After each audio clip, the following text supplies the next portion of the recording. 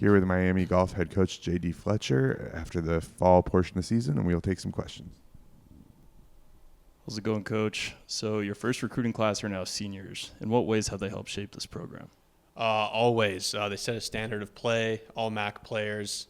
Brett Podobinski was pretty much our one-man all fall this season. I think CP and Webbs both want to play much, much better moving forward this spring, and they both know that, and they're going to get after it this offseason. But they've set a standard of play for more players to come in the future. How has Liam's game evolved since his freshman year? A ton. He's been patient with the process. He addresses his weaknesses. Even just from Notre Dame, he finishes 81 out of 83, and then I give him a couple things to work on between then and NCR.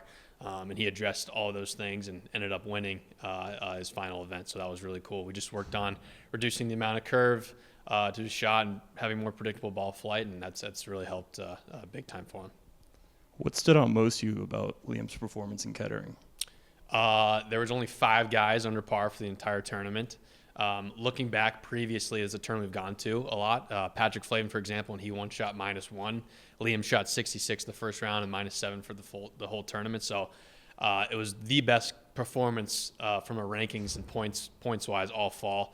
It was definitely one of the best performances a Miami golfers had at NCR as well too. So I think it's something he should definitely celebrate, and our program should be celebrating as well.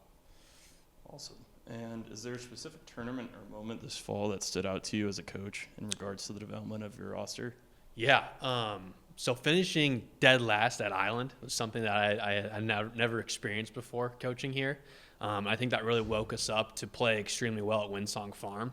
And we beat 4 Big Tens the following week. So just the fact that the guys bounced back from a poor week and played well the next week in a quick time span was really nice to see.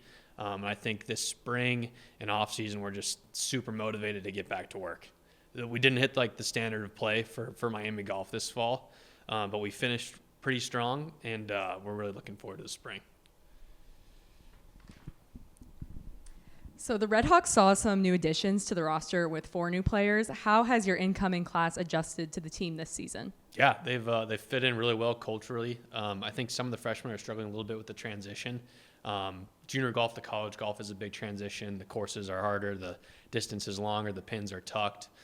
Joe Canatano specifically came in, was pretty much our one man the first 2 or 3 weeks coming from Michigan State, so that was awesome. He's also fit in with the guys really well as well too. He's a sophomore, but he's still really new to college golf.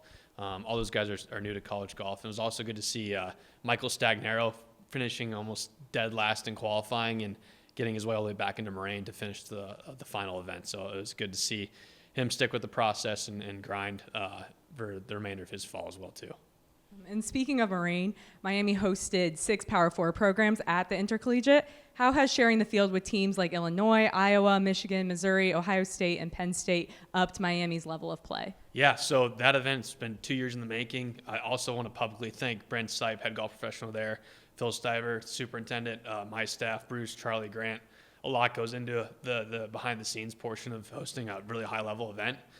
The Wagger power was close to 300, so that was also good for our guys to get into summer events, get their ranking up and all that good stuff.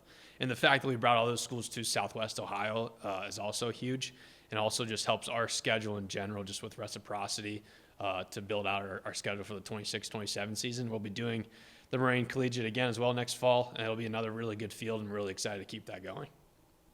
What is it going to take for the team to bring home the conference title next season? How are your players going to use the winter to prepare? Yes, of course. The fall season ended a couple weeks shorter this year, so we're able to get 8 to 10 weeks in the weight room with Keith Parker. He's been absolutely killing it this fall. A lot of explosive golf training stuff, speed chains, throwing med balls, getting into the disc, getting into gross, and he's done an excellent job, and the boys really respect what he's putting out, and we look forward to seeing the results speed-wise this upcoming spring. Here is sophomore golfer Liam Nelson. After the fall portion of the season, we'll take some questions. How's it going, Liam? Congratulations again on the win. What was going through your mind during that final hole to clinch your victory? A lot of things, to begin with. Trying to get your first, college win isn't easy, and solidify that. Luckily, though, I was in a lot of positions, coming down the stretch this summer, which, just try and think back to those scenarios and going into the tournament and that final day, that morning of, you're kind of anticipating maybe having, some of those thoughts coming down the stretch and, preparing ahead of time what you want to think. So just kind of thinking back to those things and make sure, your head's in the right space. In your first round of the Flyer Invitational, you shot 6 consecutive birdies. Were there certain aspects of the course that you felt suited your style of play well?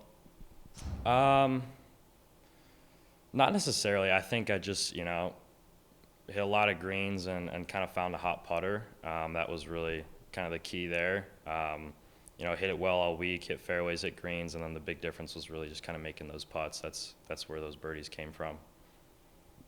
What was your approach coming into the Flyer Invitational? Did anything feel different in your preparation the week leading up to it? Final tournament, like you want to go out, on a good note, especially, Coach Fletcher kind of talked about we didn't really necessarily play how we wanted to the whole year. So just kind of trying to take whatever, kind of momentum we can going in the spring.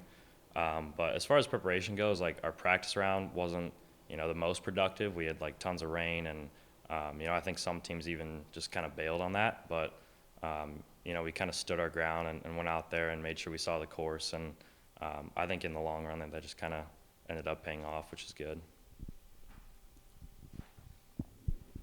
And what are your strategies to maintain composure between rounds? I think just like remembering that obviously, this is what we do and it's super important to us, but it is a game at the end of the day and it's not, who we are, and just trying to remember that, we're more than the game. That's been super big for me. Not trying, put too much pressure on yourself or, place your identity on how well you play. That's like really, really big. But other than that, just try and stay calm, know that everything happens for a reason and, it doesn't, just try and stay in the present, and those are really the big things. And how has your mindset changed since coming here your freshman year to playing now your sophomore year?